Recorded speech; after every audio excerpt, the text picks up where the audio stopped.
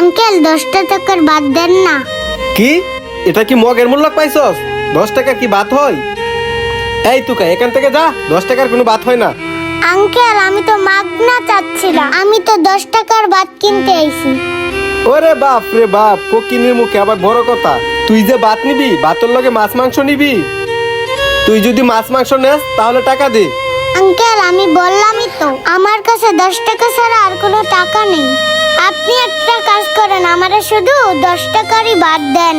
এই তুকার বাচ্চা, আমাদের মহাজন এত বড় হোটেল দিছে কি খালি 10 টাকার ভাত বিক্রি করার জন্য? মাছ মাংস কাটা নিব তোর বাপ?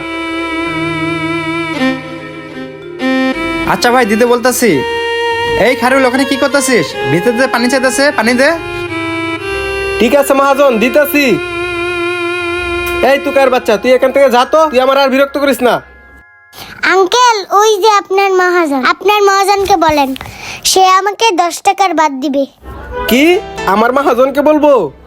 আমার মহাজন যে কাজটা, আমি তো তোরা এখানে দাঁড়াইতে দিছি, মহাজনও তোরা এখানে দাঁড়াইতে দিব না। আর বাদ তো দূরের কথা। আঙ্কেল আমার বাবা না অনেক অসুস্থ, আমার বাবার জন্য 10টা টাকার বাদ দেন। তুই তোর বাপের জন্য নেস আর চাচার জন্যই নেস, তোরে আমি 10 টাকার বাদ দিতে পারবো না। তুই এখান থেকে চলে যা। আঙ্কেল আমি তো সব দোকানেই গেছিলাম, আমাকে কোনো দোকানেই 10 টাকার বাদ দেয়নি, তাই আপনার দোকানে আইছি।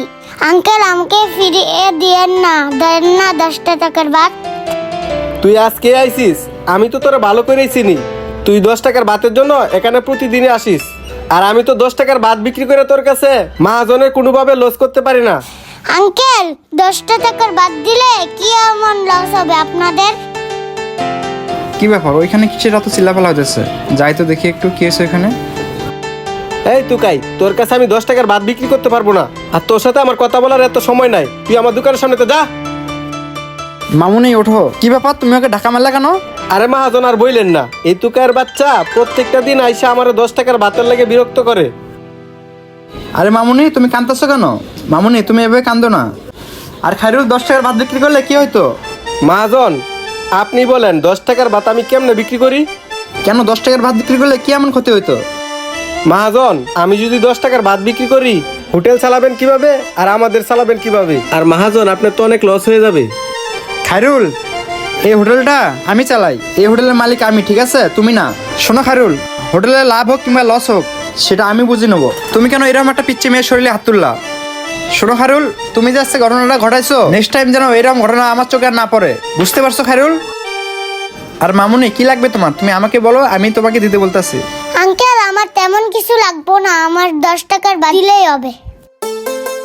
এই খাইরুল, তুমি 10 টাকার ভাত নিয়ে আসো, চালু করে নিয়ে আসো, যাও। আচ্ছা ঠিক আছে মহাজন, আপনি যেহেতু বলতেছেন আমি নিয়ে আসতেছি। হ্যাঁ তাড়াতাড়ি যা নিয়ে আয়। আচ্ছা মামুনি, তুমি আমাকে বলো তো, তুমি যে 10 টাকার ভাত নেবা, তুমি সেই 10 টাকার ভাত দিয়ে কি করবা? আঙ্কেল আমি ওই 10 টাকার বাদ নিয়ে যাইয়া আমার বাবাকে আমি খাওয়াবো। আচ্ছা ঠিক আছে, তুমি কোনো চিন্তা করো না, আমি তোমাকে দিতে বলতেছি। এই খাইরুল, তুমি একটা ডিম দিও, ভাজি দিও, আর একটা মাছ দিও ভাতের লগে। না না আঙ্কেল আমার কাছে এত টাকা নাই, আমাকে এত কিছু দিতে হবে না, আমাকে শুধু 10 টাকার বাদ দিলেই হবে। আরে মামুনি, টাকা নিয়ে তুমি কোনো চিন্তা করো না, এই টাকা তোমার দিতে হবে না। আঙ্কেল আপনি দিলেও আমি নিব না, আমার 10 টাকার ভাত হলেই চলবে। আচ্ছা ঠিক আছে, খাইরুল শুধু 10 টাকার ভাতে দিও। আচ্ছা মহাজন দিতাছি। আর মামুনি তোমার হাতটা দেখি তো, ব্যথা পাবনি তো? ওষুধ কিনে দেবো? না না আঙ্কেল আমাকে ওষুধ কিনে দিতে হবে না।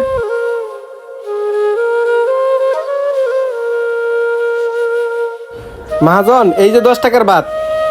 ঠিক আছে দাও, তুমি ওইদিকে দেখো, কোনো কিছু লাগলে ওদেরকে দিয়ে দাও। এই যে নাও তোমার 10 টাকার ভাত। আঙ্কেল এই যে আপনার 10 টাকা, আমি এখন যাই। আচ্ছা ঠিক আছে যাও। একটা বিষয় কিছুতেই বুঝতে পারতেছি না, ও শুধু 10 টাকার ভাত নিল তরকারি ছাড়ায়, ও শুধু 10 টাকার ভাত নিয়ে কি করবে সেটা তো আমার দেখতে হবে। আর পিছিয়ে পিছিয়ে যাই, ওকে একটু ফলো করি। এই খাইরুল, তুমি একটু হোটেলটা দেখো, আমি একটু আসতেছি। বাবা মনে হয় আজকে সারাদিন কিচ্ছু খাই নাই, এই ভাতগুলা নিয়ে বাবারে তাড়াতাড়ি করে খাওয়াই দিই। বাবা ওঠো, এই দেখো, এই যে দেখো আমি তোমার জন্য খাবার নিয়ে আইছি। আরে পিচ্ছিটা তো এই জায়গায় আসলো, ওই তো পিচ্ছিটা, দেখি তো এখানে দাঁড়িয়ে। মা মারিয়া তুই আইসস?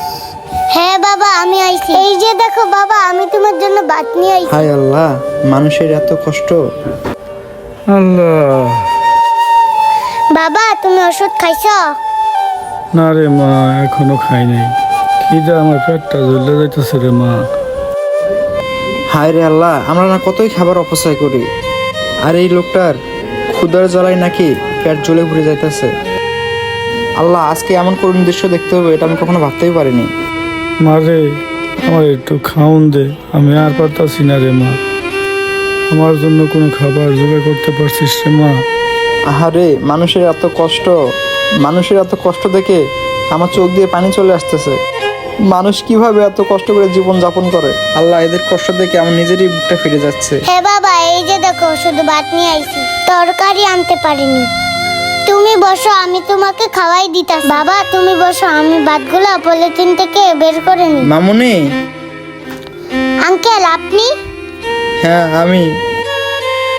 আপনি এই গরিবের বাড়িতে কি মনে করে? দেখ রে মা, কারো শরীরে ধনী গরিব লেখা নেই। তোমাদেরকেও যে আল্লাহ সৃষ্টি করেছে, আমাকেও সেই আল্লাহ সৃষ্টি করেছে। আমি তোমার এই করুণ অবস্থার কথা শুনে তোমার পিছু পিছু তোমার বাসা পর্যন্ত আসছি। এসে যা দেখলাম তোমার বাবার যা অবস্থা, আল্লাহ, আল্লাহ না করুক এই সময় যদি তোমার বাবার কিছু একটা হয়ে যায়, তাহলে তোমাকে কে দেখাশোনা করবে? আর ভাইজান, আপনার শরীরের অবস্থা এখন কেমন লাগতেছে? ভাই গো, শরীরের কথা আর কি বলবো, আমি মনে হয় আর বাঁচবো না। বাবা তুমি কি বলতেছো? আল্লাহ তোমাকে সুস্থ করে দেবে। তুমি এসব কি বলতেছো বাবা? তুমি কোনো চিন্তা করো না, আমি আছি না, আমি তোমার কিচ্ছু হতে যাব না। আমি তো তোমার মেয়ে, এখনো বেঁচে আছি। ভাইজান, আপনার মেয়ে ঠিকই বলছে, আপনি কোনো চিন্তা করেন না। আমি আপনাদের একটা দায়িত্ব নিতে আছি। মানে ভাইজান, আপনি সহ আমি আপনার মেয়ের দায়িত্ব নিতে চাই। তবে ভাইজান, আপনি বিশ্বাস করেন, আমি আমার নিজের মেয়ের মতো করে মানুষের মতো মানুষ করে গড়ে তুলব। আর আপনি যেভাবে চাইবেন ওকে আমি সেভাবেই গড়ে তুলব। ভাই গো, আপনার একজন বড়লোক মানুষ, এই গরিব মেয়েটা আপনার কাছে যে কি করবো, বরংস আপনাকে সুন্দর বাড়িঘরটারে নোংরা করে ফেলাইবো। সেই ভালো মেয়েটা আমার কাছেই থাকুক। আরে ভাইজান, আপনি এসব কি বলতেছেন? কে ধনী কে গরিব আল্লাহ পাক কি কারো শরীরে লিখে দিছে? ভাইজান শোনেন, আমি যেমন মাটির মানুষ, আমার বউটাও ঠিক তেমনই মাটির মানুষ। আর একটা কথা ভাইজান, আমাদের বিয়ের 7 বছর হয়ে গেছে, এখন পর্যন্ত আমরা কেউ সন্তানের মুখ দেখতে পারিনি। তবে ভাইজান, আমি আপনাকে কথা দিতে আছি, আপনার মেয়েকে আমি চিরদিনের জন্য নিয়ে যাব না। আপনি যতদিন পর্যন্ত না সুস্থ হয়েছেন, ততদিন পর্যন্ত আপনার মেয়ে আমার কাছে ভালোভাবেই থাকবে। আর আপনার যত ধরনের চিকিৎসা লাগ না কেন, আমি আপনাকে করাবো। আর হাত মুহূর্ত ওই উপর আল্লাহর হাতে। পানি। আরে কি ব্যাপার, ভাইজান থেকে পানি পানি করতেছে না? বোতলটা নিয়ে ভাইজানকে একটু পানি খাওয়াই দিই। ভাইজান এই যে পানি, নেন ভাইজান, আপনি পানিটুকু খেয়ে নেন। ভাইজান, ও ভাইজান, ভাইজান। আব্বু, আব্বু তুমি পানি খাবা না? তুমি কথা বলতেছো না কেন? আঙ্কেল, আঙ্কেল বাবা কথা বলতেছে না কেন? আমার বাবার কি হয়েছে? আল্লাহ, এটা কি হয়ে গেল? আঙ্কেল বাবাকে একটু তুলে দেন, আমার বাবার খুব খিদা লাগছে, আমি বাবাকে ভাত খাওয়াই দিব। হে আল্লাহ, তুমি ওনাকে মাফ করে দিও। আঙ্কেল বাবা কথা বলতেছে না কেন? বাবার কি হয়েছে?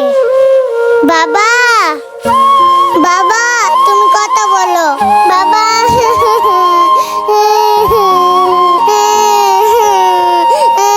আমাদের ভিডিওগুলো যদি ভালো লাগে থাকে তাহলে লাইক কমেন্ট শেয়ার করে দেবেন।